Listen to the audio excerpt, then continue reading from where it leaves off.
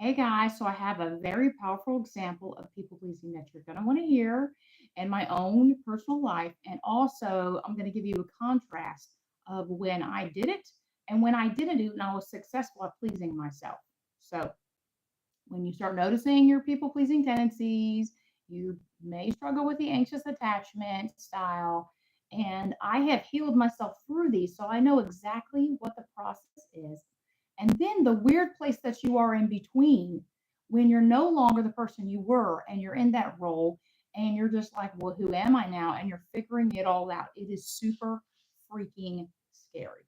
So, here's my example. So, I was getting my haircut yesterday with a completely new hairstylist. And like all women, you've probably experienced this that when you got your hair done, they did what they wanted and thought was best for your hair instead of what you actually told them you wanted. This has happened to me on multiple occasions. So, of course, it's so easy and normal to feel scared and worried and powerless when you're with when your hair is being done, especially by somebody new, right? So I she had finished part of it, and this was a little bit longer, and I said, "Hey, can you cut this?" And my brain was thinking, "Oh my God, but if I ask her to cut this, then she'll have to do everything all over again." And I was thinking about her comfort, her how easy it would be for her. I was thinking about how she would be uncomfortable. Scratch that. I was thinking and prioritizing her comfort level, that it would be more difficult for her, that it would be an inconvenience. But I was like, wait a second, I'm the one paying for this. Okay. So you can see that people pleaser in me wanting to put what an authority figure wanted and was easier for them ahead of myself. Now, she wasn't an authority figure like a boss, but she was an authority figure as in she was the owner of the shop. She has 20 years of experience and she's the expert versus me. You know, I'm not an expert in cosmetology, but I am an expert in myself. So I noticed and observed that tendency to want to people please and make it easier and more convenient for her. We can notice this and then we can choose to do what we want, do the desire that you have, to speak up and say, I want this. I want this part shorter. I don't like this. I want that. Right? And be direct and assertive in our communication. But it means being able to catch those times that we are putting what's easier and convenient for other people before what's easier and convenient for us. We can learn to stop people pleasing and start us pleasing. Start pleasing yourself.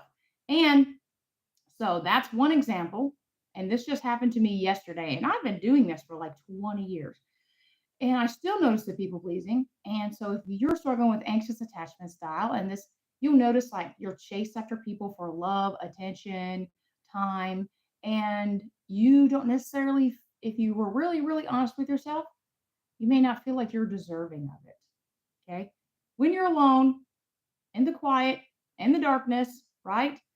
And so just notice that.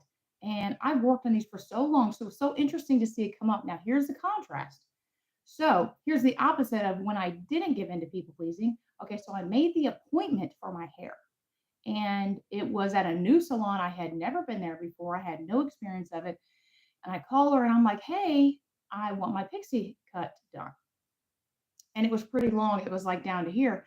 And she says, okay, well, here's this person. And I said, how long? So I'm being direct with what I want, right? I said, how long she been cutting hair? They said 6 months. And I said, okay, but I need someone who has experience. Do you have someone who's done it for longer? She said, everyone was booked. And here I am saying what I want. Okay. Instead of just giving up at the first sign of I'm not going to get what I want, like this isn't going to work. Instead, I said, okay, I explained it to her. Say, look, pixie cut is only like a little patch of hair, and just one tiny mistake is going to mess it up. So I really need someone who's experienced. So I talked to her for a couple of minutes, and guess what? She gave me the owner. So when I noticed that, hey, this isn't going to work for me, I didn't feel conflict. I felt a little like frustration.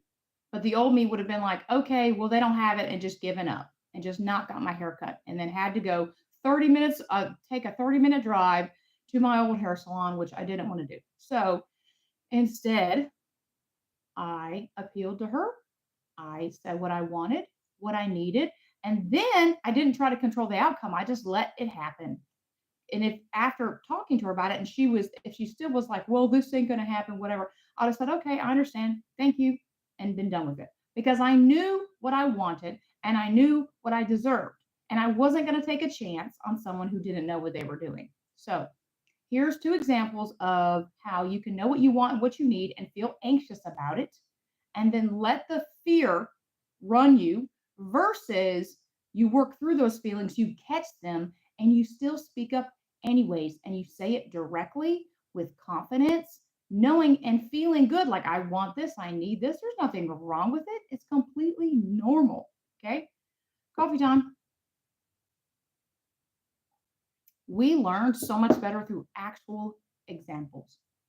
So think in your life and whichever area that you're having a hard time, that maybe you're people pleasing and you're putting other people's comfort and convenience and happiness way above your own. So this could be in your family, at work, with your boss. It can be with peers, family. It can be with authority figures. And just notice that when you feel that need to make stuff easier on them, think about this. When it's easier on them, you're making it harder on you. So it's your life, right? Why? Live your life for other people. I say live it for yourself to feel the best and get the life that you truly want, right? And the relationships you want. Because you can't get that loving, amazing relationship if you're being somebody you're not. And people pleasing, that's what that is. I'm too afraid to show up as me. I'm too anxious. I'm too scared. I'm too worried. They're going to leave. So I have to be this and fit myself like into this mold or wear this mask of niceness, people pleasing, and putting everyone first and sacrificing myself. And I'm exhausted. Think about it. If you put all that energy into just being yourself and dealing with the fear and anxiety with grace and compassion, think about how you show up versus just keep doing what you're continuing to do and things are going to keep staying like they are, right? Let me check out these comments. So if you guys, oh, thank you. I like my hair too. Hi, hello. USA is my country. Yeah. No, I'm not gonna let that. Yeah. Okay. Thank you, Lion Zion. That's so cool. All right, guys. So what do you guys struggle with people pleasing? Like, how does it show up for you?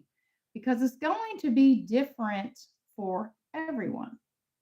And then what I help my clients is I help them, instead of just acting on the feelings, I help them get into their bodies and catch it so that they can do nothing. Because anxiety makes you want to do something, doesn't it? It makes you just want to fix and help and take control of the situation instead of just sitting back and feeling the anxiety and the worry and the fear and just letting things play out. It's so challenging. And I know because I was the people pleaser, perfectionist, always had to know the right thing to say, the right thing to do, and put everyone first. Versus now, it's just like I don't care.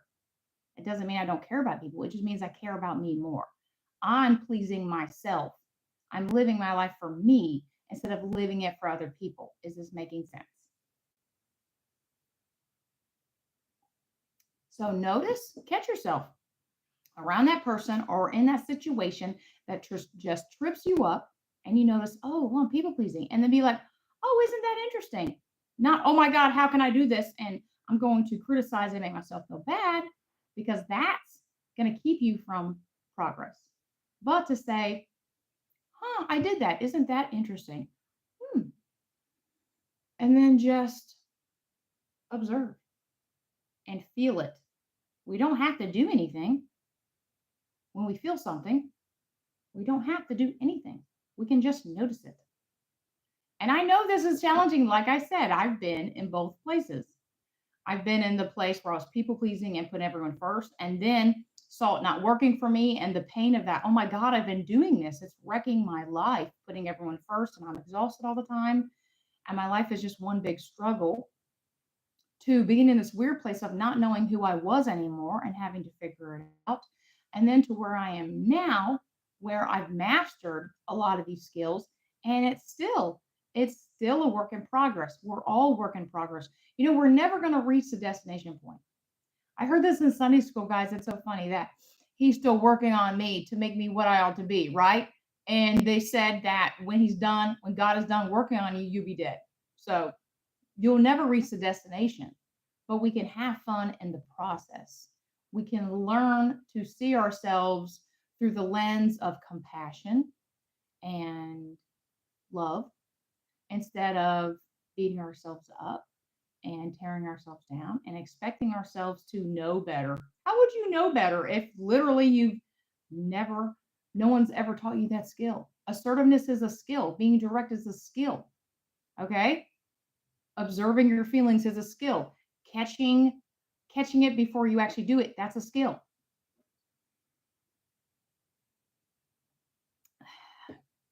So this next couple weeks, because the holidays are upon us, can you believe it? I'm so shocked that Thanksgiving is literally next week.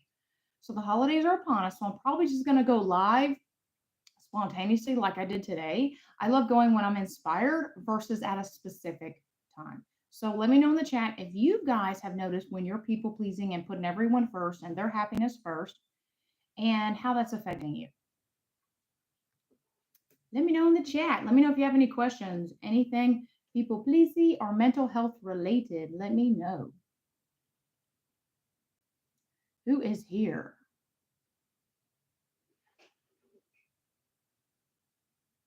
Hi, Endo. Hi, Sean. Hi, Lion Zine. Hi, Handman.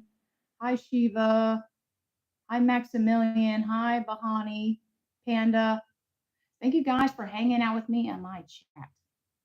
Who else is here? Do you have any questions? And go. I hope this has helped you guys a lot. Like I said, information is not transformation. Okay. Stories really help us see ourselves in what other people are telling us. And when we can learn through other people's stories, it helps us so much. It's so valuable versus just reading, okay, this is how you do this, and this is what you should do, and don't do this, right? Stories are much, much more powerful.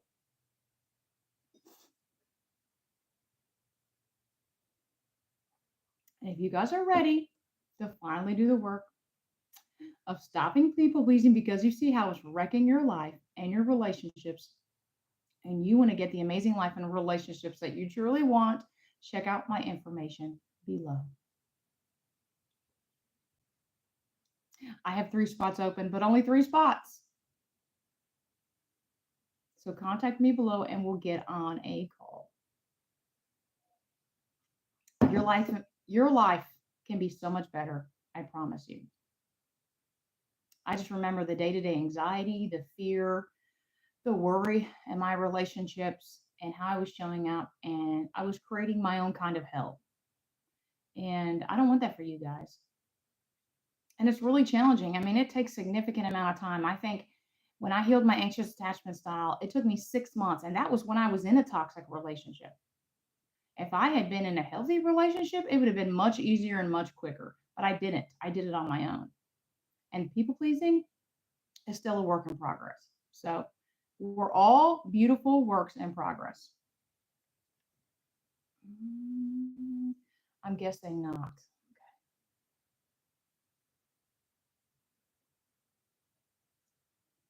Do you guys want to say anything before I go? I'll wait another minute. Check out my dorky glasses. I need to get some new ones. I'm going to get some new ones. That's my homework. To get the love and the juicy relationships that you truly deserve and desire, it's going to take a little bit of work, okay?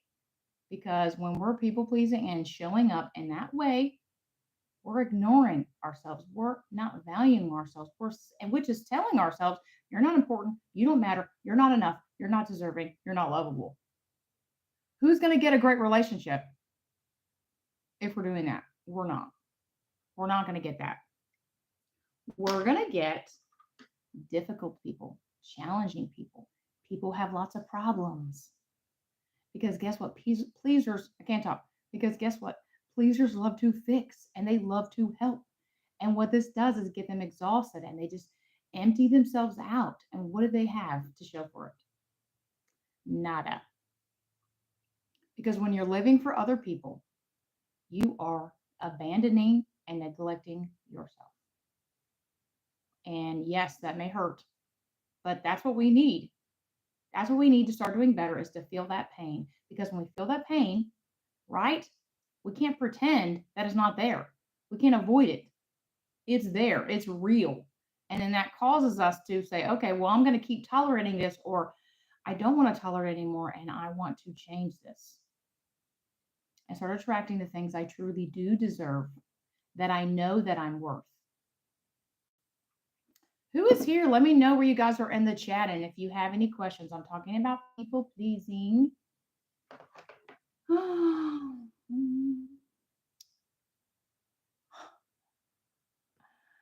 Lord.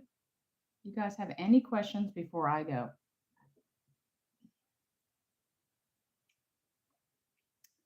All right. You guys have an amazing day. I hope this has helped you. I look forward to hearing what you thought about it in the chat. All right. Have a lovely day.